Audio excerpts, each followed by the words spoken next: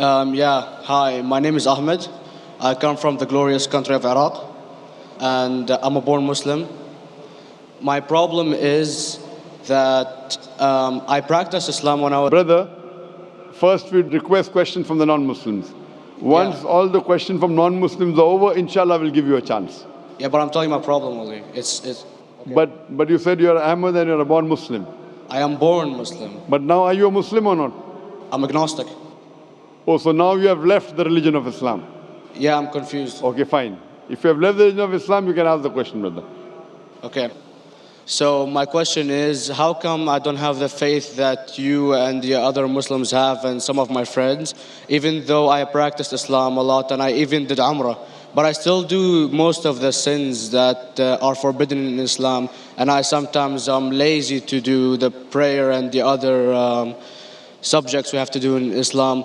I have read many books and about other religions and conspiracy theories and documentaries and such. I even have seen your own videos on YouTube, and there are many questions that go around my head about Allah and the Messenger and Muslims in general. And basically the most important question is, you said in one of your debates or questions that Allah is the creator and He's uncreated. But I have realized, how can the uncreated exist? And if He exists, how can we notice Him? How can we see Him or hear Him or feel Him or know of His existence if He's uncreated in our own dimension or so? That's one of the questions. Brother Ahmed said that he is a born Muslim. He comes from Iraq. He read the Quran, he read the books, but he commits many sins. He believes maybe sometimes he's agnostic and he's lazy for praying. Brother, before I answer your main question, if you do sins and if you're lazy for praying, that does not make you a non-Muslim. As long as you believe that praying is fard, sometimes you miss, it's a sin. It's a major sin that you sometimes don't pray, but that doesn't make you a non-Muslim. If you say praying is not required, then you're doing kufr. But if sometimes you do sin, sometimes minor sin, sometimes major sin, it is haram, it's forbidden, but that does not throw you outside the fold of Islam. There are sometimes waswasa of the shaitan asking you, you're a Muslim, but this is wrong in Islam, this is wrong. And it does deviate the person's mind. At that time, maybe your iman may be low. But these things should not make you consider that you're non-Muslim. Regarding a question that I mentioned in my speech, and you're right, that Almighty God is the creator, but He Himself is uncreated. You ask the question, how can the uncreated, how can we see the uncreated? And how it's possible? Allah subhanahu wa ta'ala is Khaliq, is the creator. And by definition, He's uncreated. Because normally people say that when they try and prove in logic that everything has a creator, who created this table, the carpenter, from where he got, from the tree, who created the tree, so it goes back to Allah. So when many of the people try to convince an atheist, they try and say that everything has a creator, and then they get trapped when the atheist asked him who created Allah. So if you hear my tapes, I never go that way. I ask the atheist that how did you come to know about the universe? How did you come to know about the functioning of the stars, of the sun? And he says, and goes back, that the creator. So it's the vice versa. So if you know how to deal with logic, you don't trip over this problem with the atheist trap, the Muslims or the believers, by saying who created Allah. By definition, Allah is uncreated. And if you ask the question, who created Allah? If you have heard my tapes, I give the reply, that suppose a person comes and says that my brother John. Yeah, I know, I saw that, I heard that's funny, but I mean, how does he exist if he's uncreated? Not that is Allah. Yeah. That's the difference between you and Allah. How does he exist? Means he was existing. He doesn't have a beginning. You and I have a beginning, that's human being. So that's the difference between us and Allah. You can't say that Allah has to be like us. If Allah is like you and me, why should we worship Him? I see, but have you heard of the phenomenon, the Big Brother? used by various orders and political agendas to control the people and such by implementing it into multiple gods, and then later on it became a monotheistic religions all over the world to make it easier for Big the Brother, people to... sorry, I've never heard of the religion Big Brother. It's not a religion. It's like a theory, an idea, basically. For What does it example, say? yes? What does this idea say? What does it say? Is that when you have a big brother, it's easier for you to live life. When you have someone watching you the whole time, understanding you the whole time, protecting you the whole time, being with you the whole time, and you can talk to him, although he never talks to you back, maybe in your dreams, do it to your mind and such, it's easier for you to live. While a human who does not have a big brother and is not easily controlled into doing so and is having complete freedom is a danger for the major ruling powers and such. What does this say? I don't understand. Big Brother may be there, Big Brother may not be there. So what does it have to do with Islam and God? What does it have to do? Because basically Allah is watching you the whole time. So you want to knows... say that Allah is like a big brother? Indeed, you use him for your protection so you won't be scared. You know what I mean? See, this is the hypothesis. Hypothesis. If you have heard, how do I convince an atheist? If you have heard my answer, that you said that you're agnostic, you're atheist. Yeah. So first thing I do to an atheist is I congratulate him. What? I congratulate him. Have you heard my answer of atheist? Yeah, you congratulate them and stuff. But I haven't seen your debates with the atheist. I just saw your answers on some questions. Fine, so you haven't seen the answer of atheist?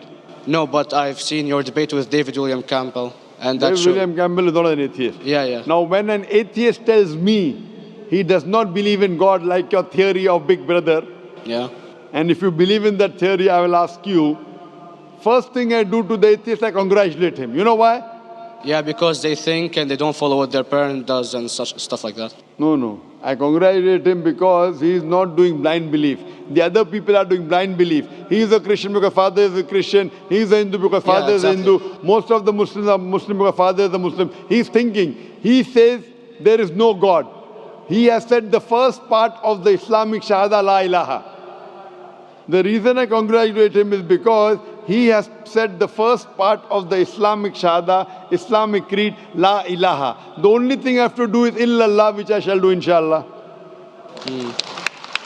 So if you have heard my answer, an atheist becomes an atheist because he believes in science, he believes in logic. Or I ask him that if an equipment is bought in front of him, which no one in the world has ever seen, and if the question is asked, that who will be the first person who will be able to tell you the mechanism of this new equipment? What is the answer? Of course, he's going to tell you the producer or the maker of this equipment. Creator, producer, maker. So when we ask him questions that how did this universe come into existence, he will talk about the Big Bang.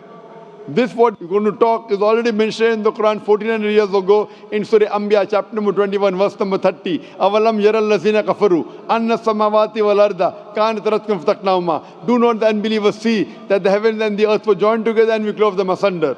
This what you came to know 50 years back is mentioned in the Quran 1400 years ago. Who could have mentioned that? Well, in various civilizations in like 2000 or 5000 BC before Islam came or Christianity itself, there was various civilizations that are good in astronomy and they know more about our solar system than we do now, sadly. Brother, your knowledge of science is little, not in-depth. I do agree. There are certain things which were known as hypotheses.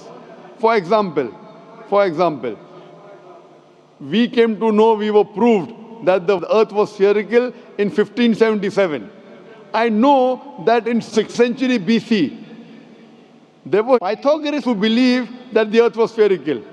But the same Pythagoreans who believed the earth was spherical also believed that the earth was the center of the universe, which is wrong. You show me one civilization which believes 100% what the Quran has mentioned. I challenge you. What you say, so do you mean to say there was a person who said, okay, this civilization, out of 100 things, these 2 things are right. Out of 100 things, these 5 things are right. Out of this 100, and picked and chose. Who can do that? No one besides the Creator. Even if you know that there were 10 different civilizations, hundreds of civilizations, there is not a single civilization that you know in the past which knew 100% of science what we know today. So where is your logic? Where is your theory? I do know that certain things were hypotheses, which were proved later on. But there is not a single civilization which knows everything what is mentioned in the Quran. So the answer goes back to the original question, who could have collected this in the Quran? Someone 1400 years back, could he do and say, okay, out of these 100 things, these 3 are right, out of these 100 things, these 2 are right, out of this, it's not possible. Mathematically, it's not possible. Well, you never gave the idea of extraterrestrials or so. I mean, knowledge is power. And Brother, I'm asking you a simple question. We are not come here to have a debate. yeah.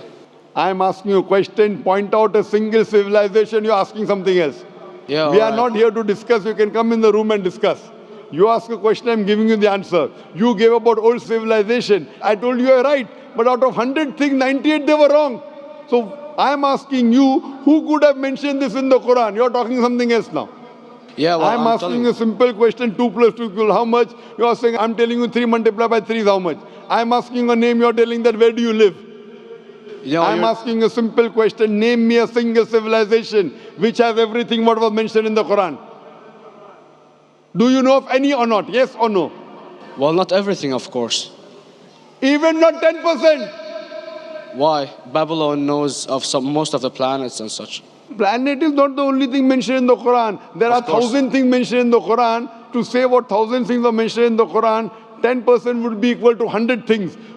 Did Babylonian civilization knew about 100 things mentioned in the Quran? No, because they You don't have the cannot. They knew 5 or 6 things. In percentage wise, very small. So Of course. who can be the author of the Quran besides the creator to know what is right, what is wrong? Today science has established the hypothesis mentioned by Babylonian so many centuries back is today proven.